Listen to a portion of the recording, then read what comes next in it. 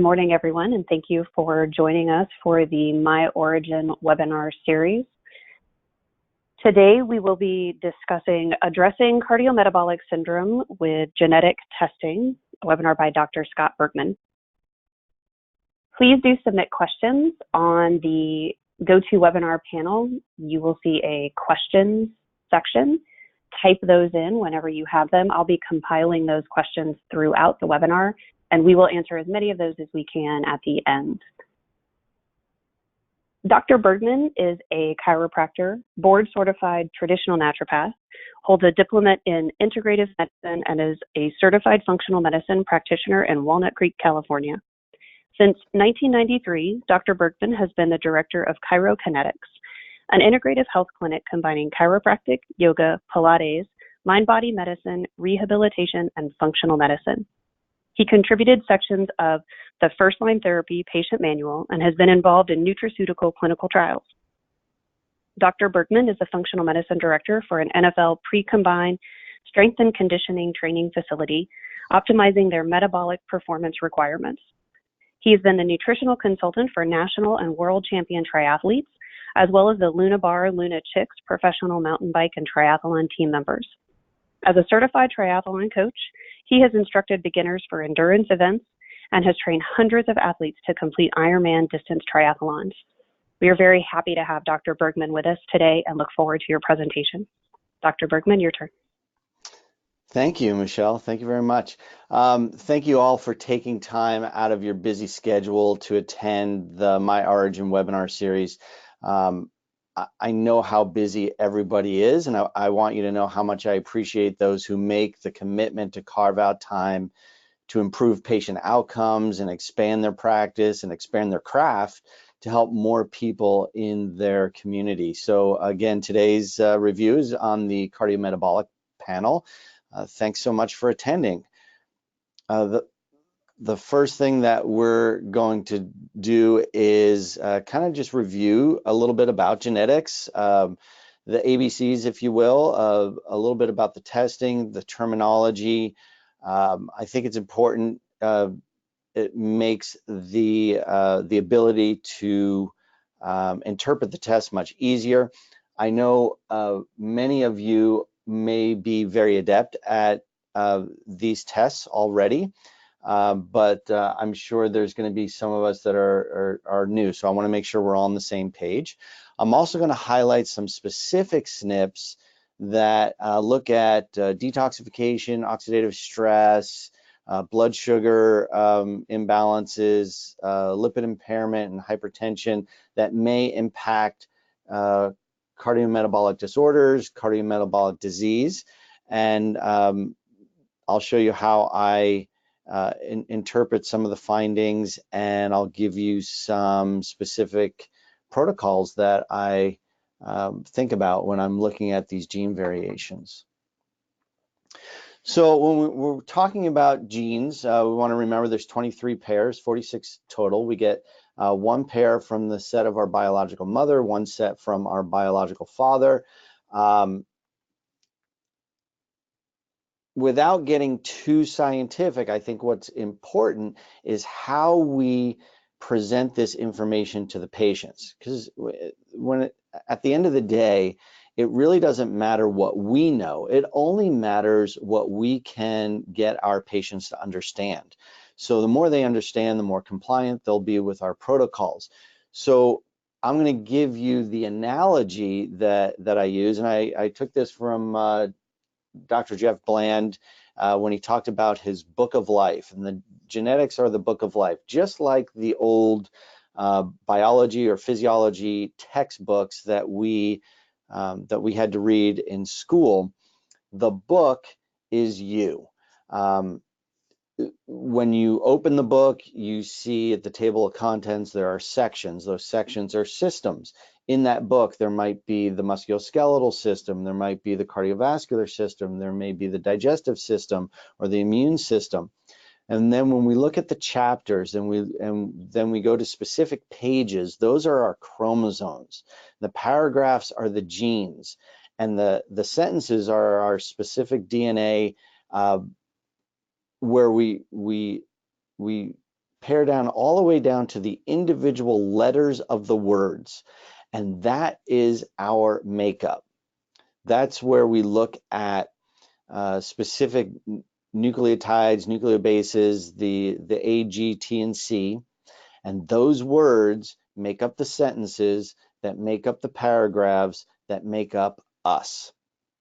If we open the book up when we're born and we go to page 240 and we read those words, close the book, and 50 years later, we're going to open the book and the same words are going to be there. So the book of life is our genetic code, and that essentially doesn't change. The function of the genes controls everything, right? The polypeptide synthesis, we're looking at conversion of enzymes from one substrate to another. We're looking at the production of carrier proteins so that we can get messages to and from. We're even looking at receptor sensitivity and receptor health. So when I'm looking through the reports, I'm looking at or trying to identify, is this a conversion issue? Is this a transport issue? Or is this a receptor issue? Because that helps me decide what kind of nutrients that I'm going to be recommending. And pretty interesting how the genetic strands have to uncoil the acetylation so that the genetic code can be read and then transported. And then there is the recoiling and the rewrapping around histones.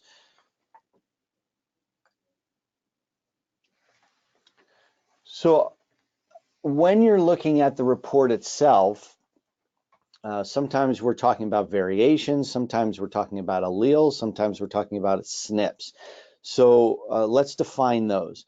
The allele, or a variation, it's an alteration of a specific gene. In order for something to be called a variation, it has to happen in more than 1% of the population. So an allele is an alteration. However, a SNP, a single nucleotide polymorphism, is the alteration. And there could be 2 or 3 different alterations within a specific allele. So for an example, when we're looking at, let me go here, if we're looking at a particular code where it should be a C and a G, if there is an alteration there, there'll be an A and a T. That would be the specific SNP of that allele. So just keep in mind, an allele is an alteration, and the SNP is the specific alteration. And we're looking at a swap at that specific rung of the DNA ladder. And we look at things like homozygous and heterozygous.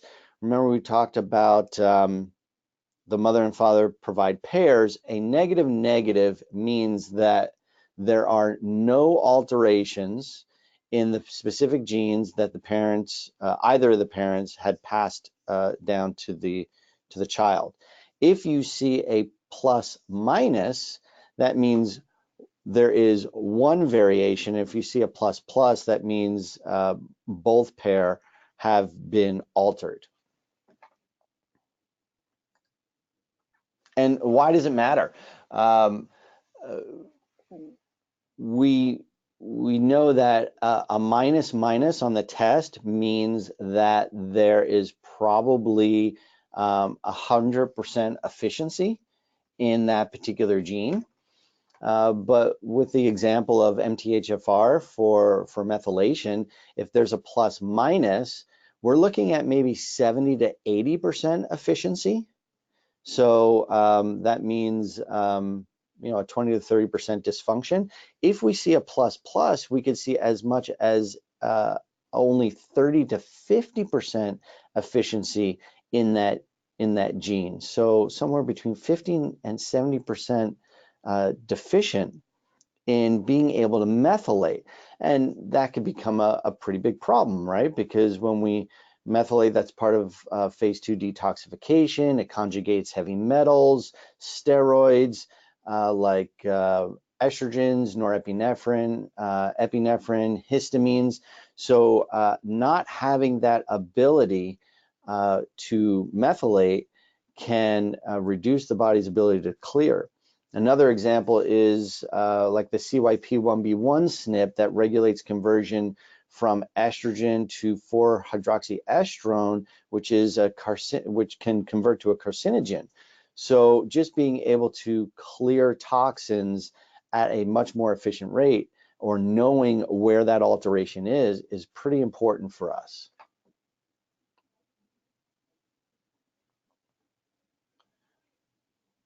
All right.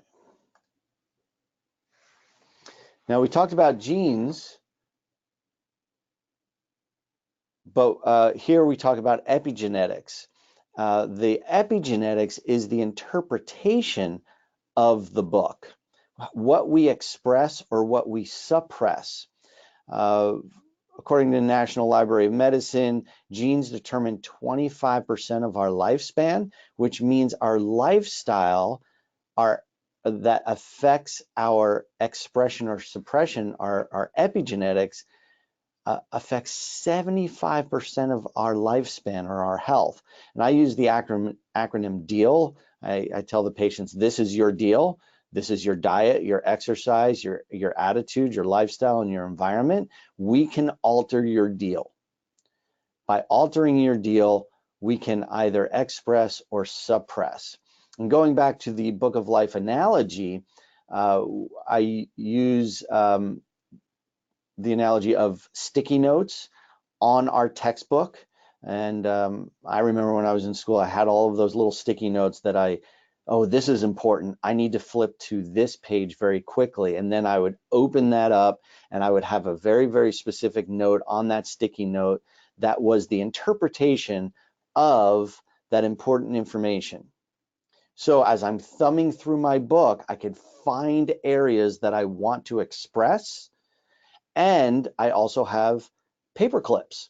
I can paper clip a certain section of my genetic book. Let's say it is dyslipidemia.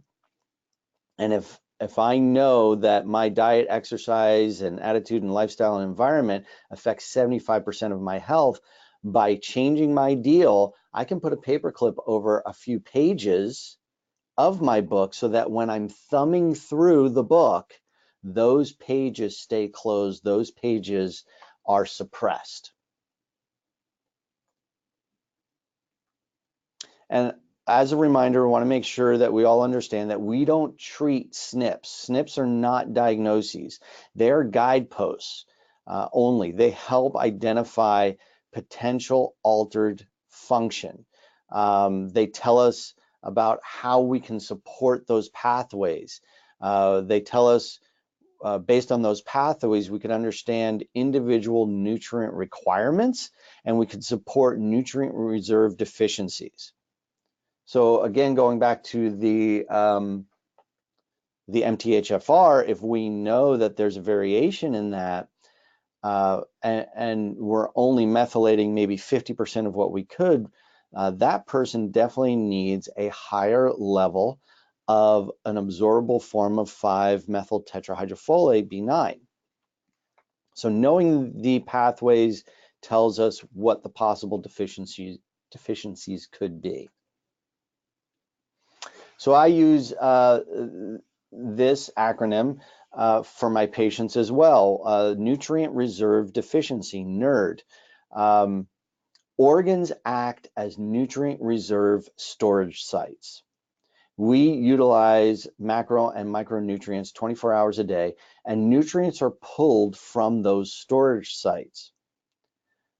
Organs with adequate reserves have greater resistance to stress. They have greater resistance to endo and exotoxins. Stored nutrients optimize host organ function. So the nutrients that are stored in the liver actually optimize the function of the liver. Nutrients stored in an organ play major roles in protecting that host organ, and organs with nutrient reserves are healthier. With 68,000 ICD-10 codes, all of the chronic conditions in the ICD-10 codes can be associated with at least one nutrient reserve deficiency. So we know the liver stores fat-soluble vitamins like A, D, E, and K, also the B vitamins 12 and 9, and iron. 99% of our calcium is stored in the bones, 60% magnesium is stored in the bone. So when our requirements, our nutrient requirements, are greater than the replenishing, there's going to be a drain on those nutrient reserves. If we know specific genes require more folate, for instance, well, then the body is going to drain that folate from different tissues to keep our genetic mechanisms running. So therefore, we have to replenish those. So I'm always thinking about nutrient reserve deficiencies and what's going to help. We'll talk about, when we're talking about the specific SNPs, I'll go over some nutrient deficiencies that may occur. Usually I will run a minimum of 2 panels, most of the time 3 panels, and there's an enormous amount of information in each one of those panels. I start with identifying overlapping traits from panel to panel, so that I can hone in on just some specific traits, so I'm not overwhelming the patient, so they don't get too confused, and so they ensure that compliance is higher, because if they understand what they're doing and why they're doing it, they're going to stick with a particular program. So if I'm running a cardiometabolic, I still may run a nutrition optimization, or I might do a detoxification panel, and then I look at the specific impact traits and see which ones are overlapping, which ones are high. Like you'll see here on the detox panel, inflammation is high. On the cardiometabolic, inflammation is high. On energy and fatigue, the inflammation is high. So I see which ones are overlapping, and that's where I start.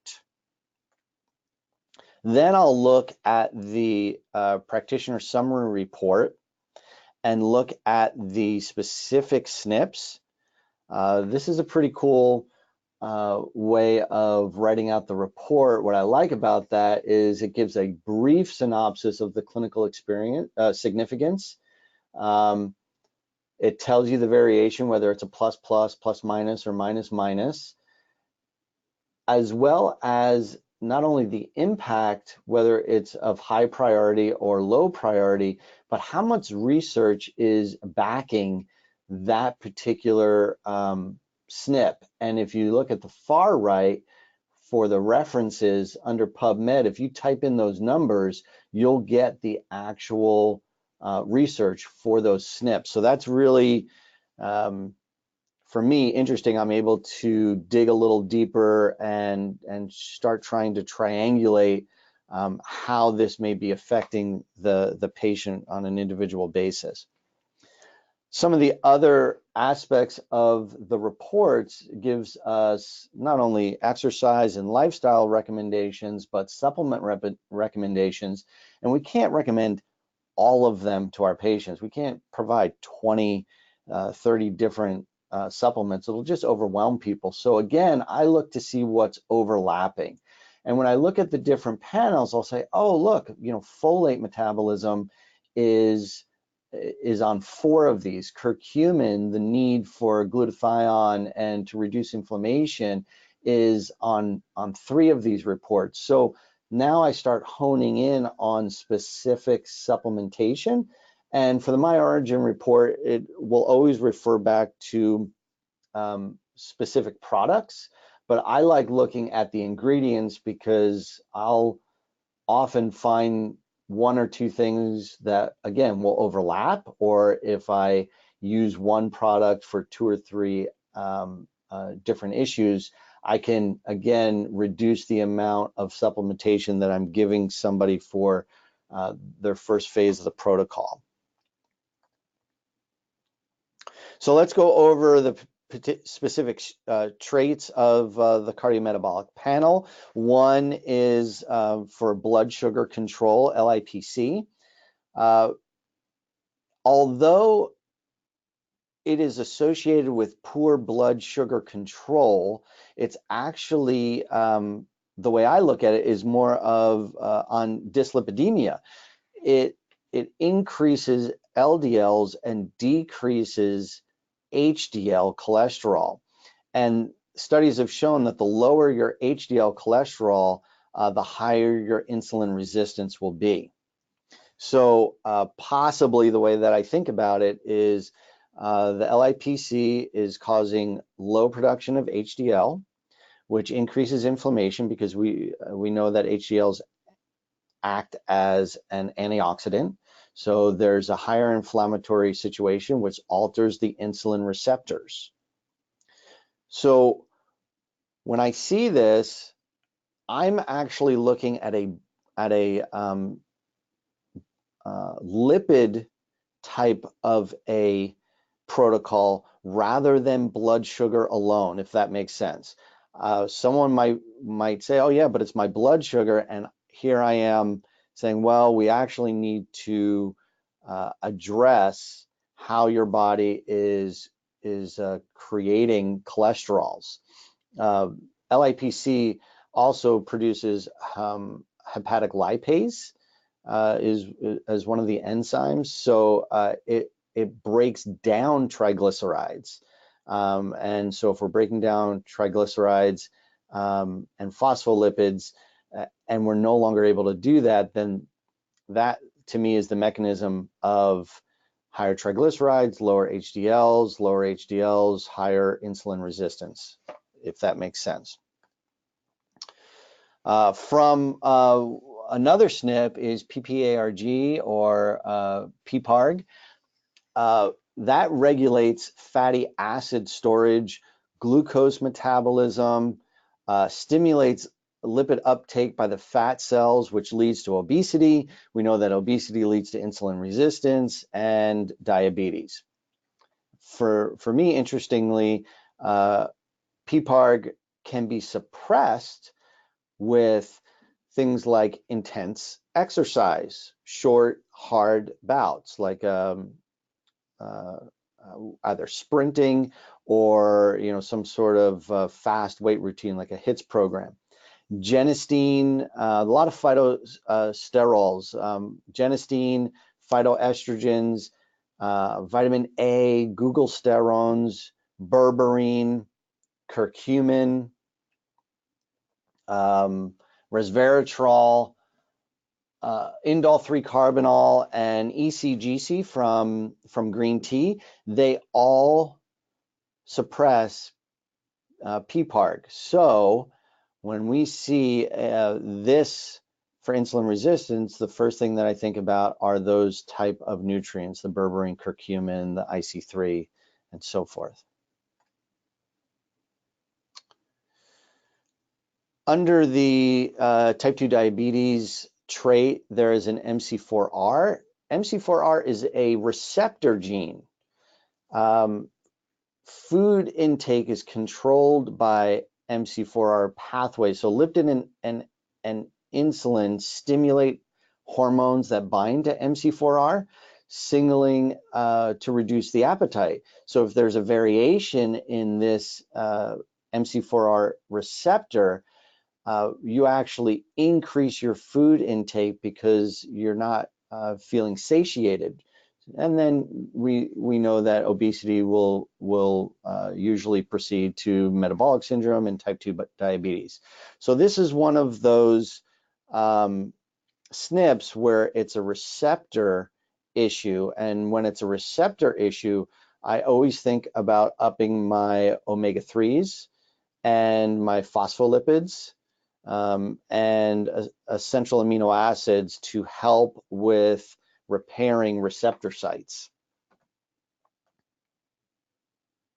Lipid impairment, the lipid impairment traits, this one promotes increased blood glucose levels, therefore glucose intolerance with increased gluconeogenic gene expression. So this is definitely one that when it's upregulated, it becomes an issue.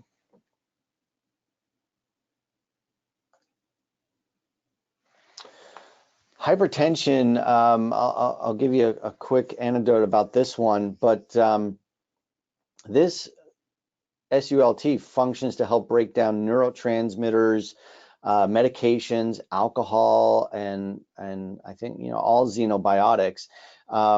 It's part of the phase 2 detoxification of sulfurization. So if there's a variation in SALT1, then we're having a variation in our detoxification. But when I was reading this further, there was also a connection between SALT1 and hypertension. So what I was seeing is when we increase hypertension, there seems to be a correlate to anxiety. So look at this one sometimes to see if your patients are having some anxiety issues. And I'll show you another one that is for coronary artery disease, but also has an anxiety platform to it, if you will. This PON1, it protects HDLs and ADLs from being oxidized or over-oxidized. It decomposes hydrogen peroxide and lipid peroxides that create free radicals. The PON1 also promotes the cholesterol efflux. I think it's a macrophage cholesterol efflux, which is the conversion of cholesterol to ApoA1, which is a component of HDL. So this actually helps promote the production of HDLs.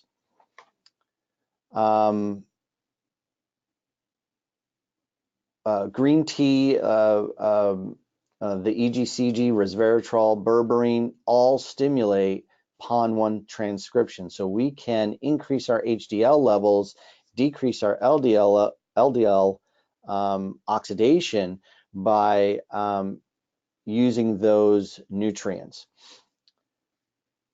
There was a correlate between anxiety and PON1 where I think the mechanism is PON1 variation, the SNP, uses an arginine, which is known for arterial dilation, rather than normal glutamine. So possibly we get an arginine nutrient reserve deficiency, which causes vasoconstriction, which there's been an association with arterial stiffness and vascular endothelial dysfunction with anxiety. So I actually had a patient with this SNP who came in specifically for cardiovascular issues, but was on an anti-anxiety medication. We started giving this patient large amounts of arginine, and we took her off of the anxiety meds completely once we gave her about it was about 9 grams of arginine a day. So not only is PON1 for the making sure that HDLs don't get oxidized and breaking down the free radicals and producing HDL, but think about it possibly for vasoconstriction causing anxiety. I think the last one that we have is ApoA5. This is an activator of lipoprotein lipase as a key enzyme for breaking down triglycerides. So it's supposed to keep triglycerides in check. If there's a variation, then triglycerides go up. That enhances insulin secretion in the beta cells, which increases insulin resistance and metabolic syndrome. So I definitely take patients through their deal, if you will, their diet aspects, and reduce all their refined carbs, increase their omega-3s. I put them on about 4 grams of omega-3s a day. We try to promote about 30 minutes of some sort of exercise. Even if we could just get them walking, I supplement them with curcumin and niacin. I like niacin in a total B complex rather than just doing niacin flush. So I use a B complex for that. And I will be recommending MCT oils so that it doesn't go through the normal fat digestion and go straight to the liver, so that the MCTs can be converted into fuel and not having to worry about using carbohydrates all the time. So those are the recommendations if I see that SNP. Other aspects of my assessment, if I'm doing a cardiovascular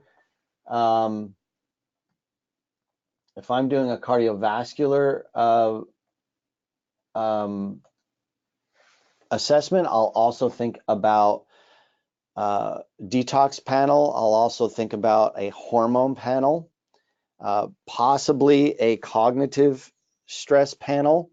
The dyslipidemia and the neurodegenerative conditions usually go hand in hand, so I want to see how things are overlapping there.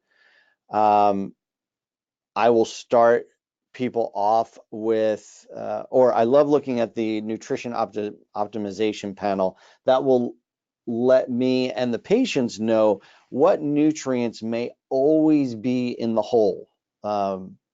So I like that panel a lot.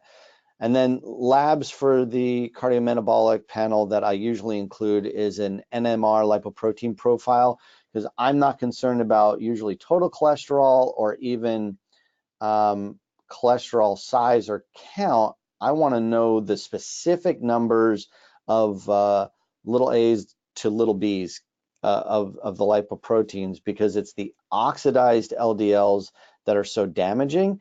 And there are people genetically that will have higher cholesterol, but if their LDLs are big and fluffy, then we know that we don't have to put them on a statin. We just want to keep their highly oxidized small particles low.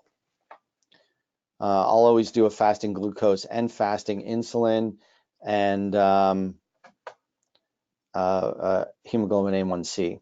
So some of the nutritional strategies for blood sugar regulation, insulin resistance, type 2 diabetes, as a total package for cardiometabolic disorders, I will start patients off unless there's something pointing to detoxification. I start them off with this new cardiometabolic shake. Between the gymnema and the cinnamon and the fenugreek and the bitter lemon, all designed for reducing blood sugar and increasing insulin sensitivity. It's, to me, been working out really, really well. We'll see changes in a very short period of time. If I can't get people to do a shake, I'll use this gluco-IR. Preferably, I have them do both in a loading dose and get them through not only the cardiometabolic shake, but at least one bottle of the gluco-IR. Here's some of the nutrients that we discussed, like the berberine for upregulating specific SNPs and downregulating others. The green tea, the EGCG, the fenugreek, the alpha lipoic acid. When I double up on these and I can show a patient really, really quick results, I know that I can keep some level of compliance pretty fast. This is a great product that all of you should try if you haven't already. This CardioFlow, 3 grams of arginine. So remember we were talking about the PON1 and how that variation utilizes arginine. So there could be an arginine nutrient reserve deficiency just by having them do the CardioFlow twice a day, getting up to 6 grams. With this individual, I was having her drink it 3 times a day. Not only did we upregulate the aspects of vasodilation, but with the 3 times a day, her anxiety symptoms went down. Now, I think it's a total correlate to the vascular constriction that occurs, but I thought that was pretty cool, and it tastes great. So now she just drinks it, I think, at least twice a day. For lipid metabolism impairment, we always have to think about making sure we get enough fiber in our diet. So this new dynamic fiber has both soluble and insoluble fibers. The glucomannan is a prebiotic that helps the gut increase its short chain fatty acid production. We have the insoluble fibers that help with elimination. If we can eliminate and reduce beta glucuronidase, we can reduce things like estrogen dominance. So with our cardiometabolic strategies, those are the supplements that I go to first.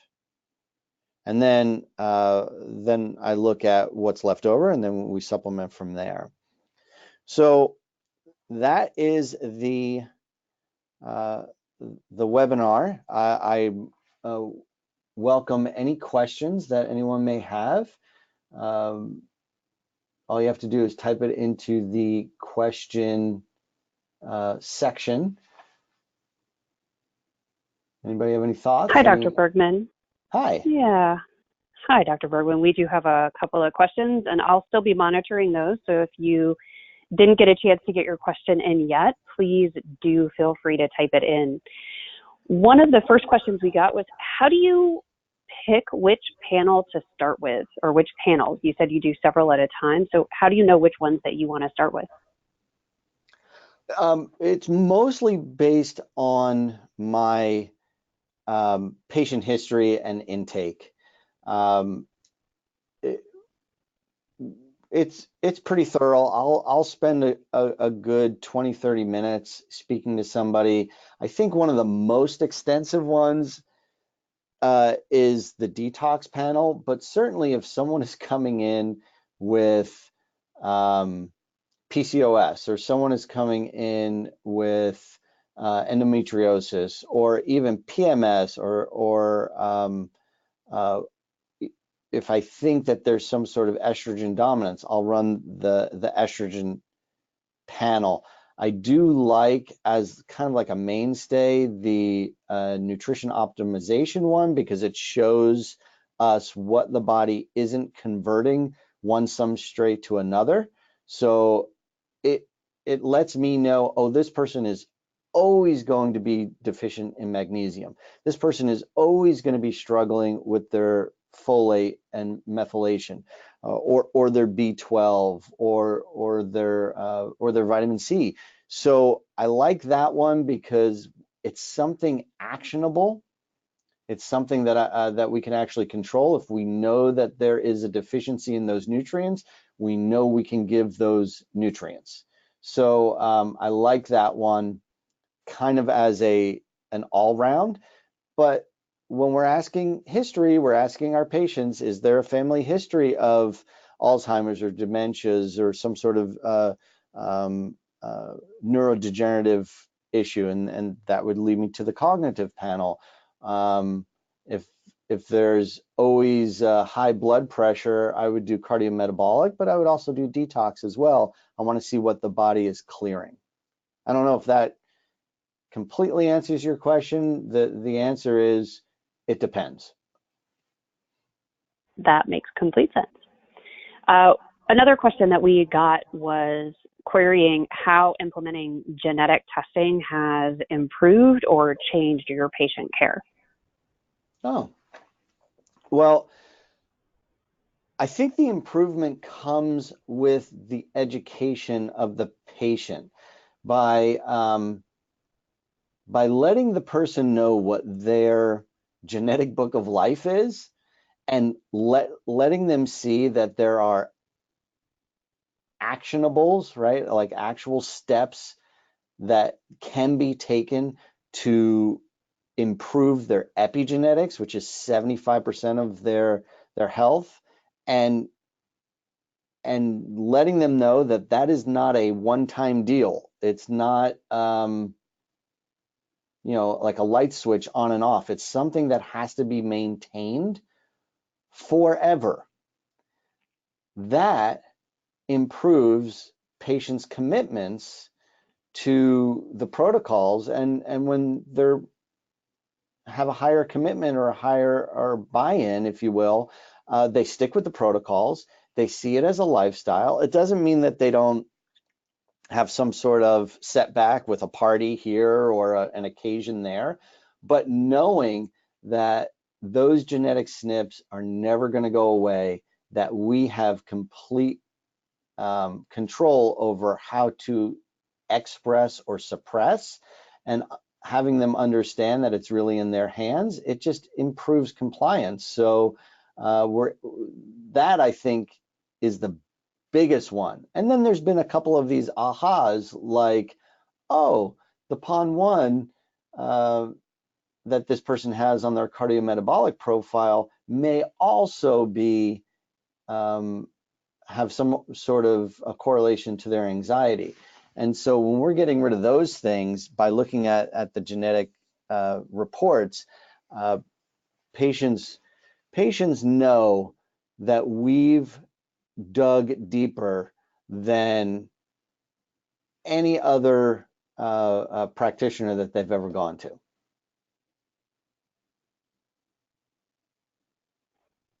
Great, thank you. Are there any types of patients, any specific patient groups that you tend to run genetic testing on over others? That's a good question.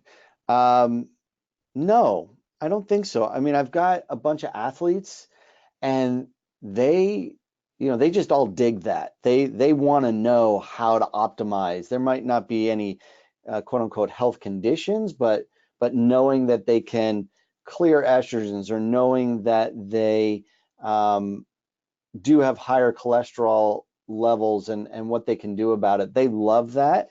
But I think it depends on the chronicity of the problem. So when a patient comes in and says, I've been dealing with this for years, it's making me feel like dirt, I've been to 2 or 3 other people, I don't know what to do, then that's almost a sure indication that I step into a My Origin report and do some of this genetic testing. Great, thank you. That makes sense. You had mentioned when you were going through the supplements that you tend to use with patients that you prefer having them do a shake or a nutritional food over doing the pill supplement for that glucose and insulin control. Can you help us understand why that's your first preference? Sure.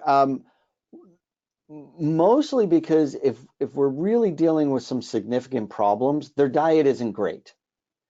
And taking some pills, but then also having to shop differently, prepare food, I was going to say prepare food differently, but often they've never prepared food, period. Pre-preparing meals so that things are easy, it becomes too overwhelming.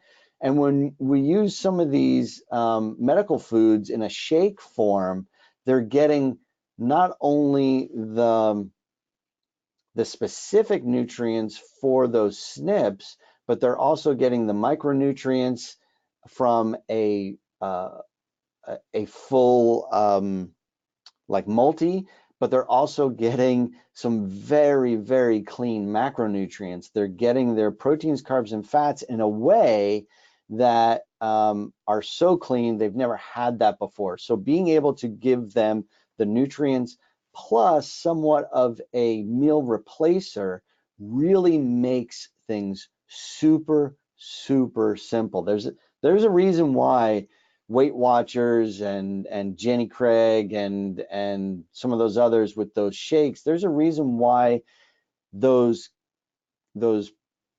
companies are effective, and it's not because of the quality of the meal.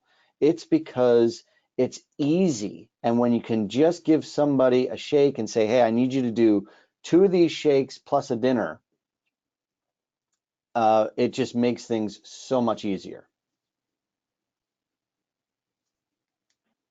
Great, thank you. That makes very good sense. We've answered all the questions that we have gotten, and I want to extend another sincere thank you to Dr. Bergman for doing this My Origin webinar for us, and a thank you to all of the attendees today.